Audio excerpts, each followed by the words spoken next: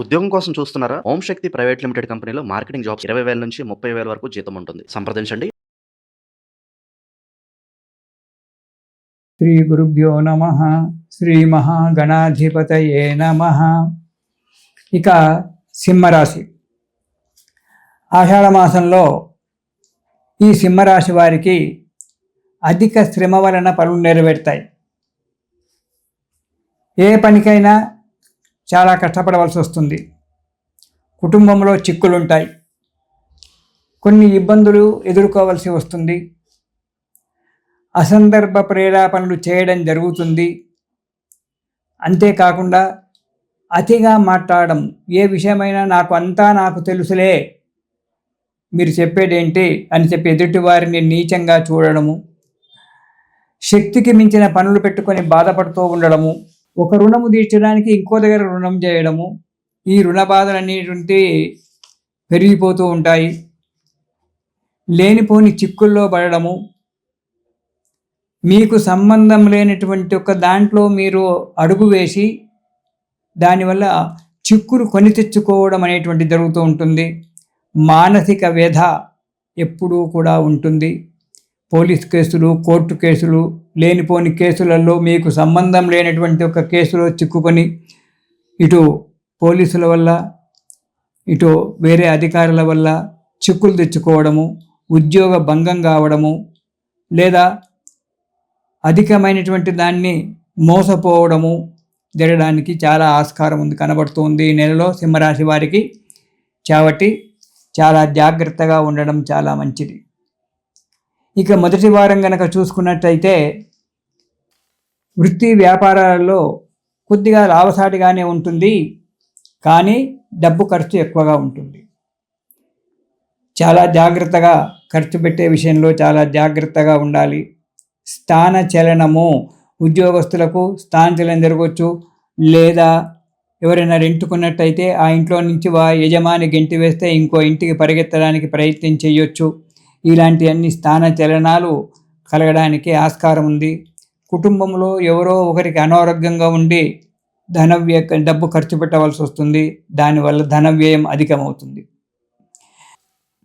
ఇక రెండవ వారంలో ఎప్పుడూ విచారంగా ఉండడం, ఏదో పొడగొట్టుకున్నట్టుగా ఎప్పుడూ విచారంగా ఓ మూలన కూర్చొని ఉండడము, చేసే పని కూడా సక్రమంగా చేయకపోవడము, తరచూ అనారోగ్యం పాలవడము,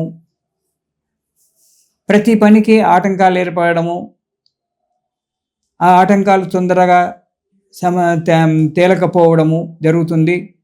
వృత్తి వ్యాపారాలలో ధన నష్టం రావడము, 10 మంది చేత చీవాట్లు తినడము, ఇటు ఆర్థిక పరిస్థితి కొంతవరకు మందగించడం అనేటువంటిది కూడా జరుగుతుంది సింహరాశి వారికి. ఇక మూడవ వారం కనుక చూసుకున్నట్టయితే ఎక్కువగా ప్రయాణాలు చేయడం, అధికంగా ప్రయాణాలు చేయడము, ఆ ప్రయాణాలలో ప్రమాదాలు జరగడము అనేటువంటిది ఉంది. కాబట్టి చాలా జాగ్రత్తగా ప్రయాణాలు చేయండి.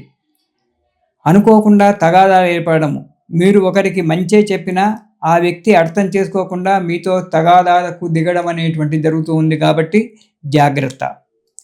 ఇక శక్తికి మించిన పనులు పెట్టుకొని ఇటు డబ్బు ఖర్చు పెట్టుకోవడము, డబ్బు నష్టపోవడము, అటు పని సక్రమంగా నెరవేరకపోవడము, ఉభయత్ర 2 దిక్కులా కూడా మీకు ఇబ్బంది ఏర్పడడం అనేటువంటి జరుగుతూ ఉంది. కాబట్టి శక్తికి మించిన పనులు పెట్టుకొని ఇబ్బందికరంగా చేసుకోకండి. ఇక 4వ వారం కనుక చూసుకున్నట్టయితే కొన్ని సమస్యలు మాత్రము కొందరి వల్ల పరిష్కారం కావడానికి ఆస్కారం ఉంది. కుటుంబంలో కొంతవరకు సుఖశాంతులు దొరుకుతూ ఉంటాయి. వ్యాపారంలో, వృత్తిలో కూడా కొంచెం నిలకడగా ఉంటుంది 4వ వారంలో. కానీ మీరు అసందర్భ ప్రేరేపణలు, దుర్మార్గుల చేత స్నేహితం చేసి లేనిపోని అలవాట్లు చేసుకోవడము, దానివల్ల ఇటు బంధువులలో, కుటుంబంలో, మిత్రులలో అందరి చేత కూడా చీవాట్లు తినడము అనేటువంటిది జరుగుతూ ఉంటుంది. కాబట్టి చాలా జాగ్రత్తగా మీరు వ్యవహరించడం అనేటువంటిది సింహరాశి వారి ఈ నెలలో చేసుకోవాలి. ఈ నెలలో సింహరాశి వారు ఆపదోద్ధారక స్తోత్రము అనేటువంటిది ఉంది. శ్రీరామ ఆపదోద్ధారక స్తోత్రం అనేటువంటి దాన్ని ప్రతిరోజు చదివినట్టయితే కొన్ని విషయాలలో మీకు అనుకూలమైన వాతావరణం ఏర్పడి మనశ్శాంతిగా బతకగలుగుతారు. ఇది విష్ణుమూర్తికి శయనేకాదశి అని చెప్పి అంటారు. అంటే దక్షిణాయనం ప్రారంభం కాగానే ఈ రోజు నుంచే దక్షిణాయనం ప్రారంభం అవుతూ ఉంది. మనకు సూర్యుడు కర్కాటక రాశిలో వస్తున్నారు. కర్కాటక సంక్రమణం అంటారు. ఈ రోజు నుంచే దక్షిణాయనం అంటే ఈరోజు 18వ తారీఖు నుంచి మనకు ఈ రోజు నుంచే దక్షిణాయనం ప్రారంభమవుతుంది.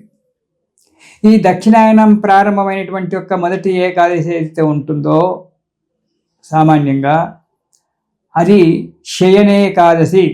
ఎప్పుడైతే దక్షిణాయనం ప్రారంభమవుతుందో అప్పుడు విష్ణుమూర్తి నిద్రపోతుంటాడు, పడుకుంటాడు. ఆయన పడుకుంటే ప్రపంచం నడుస్తుందా?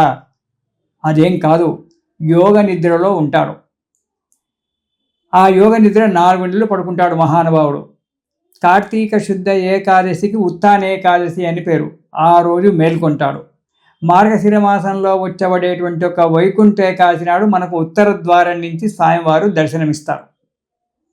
లేవగానే ఎంబడి దర్శనం ఇవ్వడు స్వామివారు కార్తీక మాసంలో. ఆ ఉత్తానేకాదశి పక్క మించి లేస్తాడు. లేచి శుభ్రం కావాలి, ఫ్రెష్ అయిపోయి అప్పుడు వచ్చి మనకు మార్గశిర శుద్ధ ఏకాదశి లేకుంటే అప్పుడో ఆ వైకుంఠ ఏకాదశి ఎప్పుడు వస్తుందో ఆ వైకుంఠ ఏకాదశి నాడు స్వామివారు మనకు ఉత్తర ద్వారం గుండా దర్శనమిస్తాడు. ఈ చాతుర్మాస్యాలు ప్రారంభమైనప్పటి నుంచి ఈ తొలి ఏకాదశి నాటి నుంచి విష్ణు పూజ చేసుకోవడం చాలా మంచిది. దేవతలంతా కూడా నిద్రపోతూ ఉంటారు. పూర్వకాలంలో అయితే ఈ దక్షిణాయనంలో ఏ కార్యక్రమాలు చేసేటువంటి వారు కాదు, చాలా మటుకు తప్పని పరిస్థితుల్లోనే చేసేవారు, భగవంతుడు నిద్రపోయినాడని చెప్పి. అయితే ఈ దక్షిణాయనంలో మనము రేపు తొలి ఏకాదశి నుంచి విష్ణుమూర్తి యొక్క ఆరాధన చేసుకోవడం చాలా మంచిది. స్వామివారికి తొలి ఏకాదశి నాడు పొద్దున్నే తలంటి స్నానం చేసుకొని విష్ణుమూర్తి యొక్క విగ్రహాన్ని పూజ చేసుకొని స్వామివారికి ఈ ఒక రోజులు మీకు 4 నెలలు వీలు కాకపోతే నెల రోజులు కూడా వీలు కాకపోతే ఒక్కరోజు ఒక వారము ఆ స్వామివారికి అష్టోత్తర నామాలు చెప్తూ తులసీ దళాల చేత పూజ చేయండి. ఎప్పుడైతే మనం స్వామివారు సేవించినారో తులసీ దళాల చేత గనక మనం స్వామివారికి విష్ణుమూర్తికి గనక మనం సేవ చేసుకున్నట్టయితే కార్యక్రమాలన్నీ కూడా మనకు నెరవేరుతాయి. ఇది మనము ఆషాఢ శుద్ధ ఏకాదశి నుంచి మనకు చాతుర్మాస్యాలు ప్రారంభమవుతాయి. ఆ తర్వాత పౌర్ణిమ రోజు గురు పౌర్ణిమ అనేటువంటిది వస్తుంది. ఆ రోజు వ్యాస భగవానుడు పుట్టినరోజని కొందరంటారు, భారతం రాసిన రోజని కొందరంటారు. ఏది ఏమైనా ఆ రోజు స్వామివారికి ఆ వ్యాసమూర్తికి మనము పూజ చేసుకోవాలి. అన్నిటికంటే ముఖ్యమైనటువంటిది మన తెలంగాణలో పండుగ ఆషాఢ మాసంలో అందరికీ తెలుసు, బోనాల పండుగ. అంటే అమ్మవారు ఈ ఆషాఢ మాసంలో భూమి మీద తిరుగుతూ ఉంటుందట. ఆషాఢస్య ప్రథమ దివసే అని చెప్తుంటారు. భూమి మీద తిరుగుతూ ఉంటుంది కాబట్టి ఈమెకు ఈ ఆషాఢ మాసంలో భూమి అంతా కూడా పులకరించి ఉంటుంది. కాబట్టి ఆషాఢ మాసంలో అమ్మవారికి బోనము అంటే నైవేద్యం పెట్టడం అనేటువంటిది జరగాలి. ఆమె సంతోషపడుతుంది, భూమి మీదకి వచ్చింది కాబట్టి అమ్మవారు ఆమెకు ఈ ఆదివారము గురువారము ప్రతివారము ఎవరెవరి యొక్క సాంప్రదాయాలను బట్టి ఆ రోజు అమ్మవారికి పాయసాన్నము నైవేద్యం పెట్టి ఆమెను తృప్తిపరిచినట్టయితే సంవత్సరం అంతా కూడా మనం సుఖంగా ఉంటామని చెప్పి మన తెలంగాణలో ఉన్నటువంటి ఒక ముఖ్యమైనటువంటి ఒక ఆచారము, చాలా పెద్ద పండుగ ఇది. అమ్మవారి యొక్క పండుగ మన తెలంగాణ రాష్ట్రంలో. కాబట్టి అమ్మవారికి ఈ ఆషాఢ మాసంలో బోనం చేసి సంతోషంగా హాయిగా అమ్మవారి యొక్క కృప వల్ల సుఖంగా ఉందాము. తర్వాత తొలి ఏకాదశి, ఆ తర్వాత గురు పౌర్ణిమ, ఇలాంటి కార్యక్రమాలన్నీ కూడా చేసుకొని ఈ పండుగ నిలబెట్టుకుందాము. తిరిగి వచ్చే పండుగలు శ్రావణ మాసం నుంచి మనకు చాలా పెద్ద పండుగలు ప్రారంభమవుతుంటాయి. అప్పుడు కలుసుకుందాము. ఇది శుభం.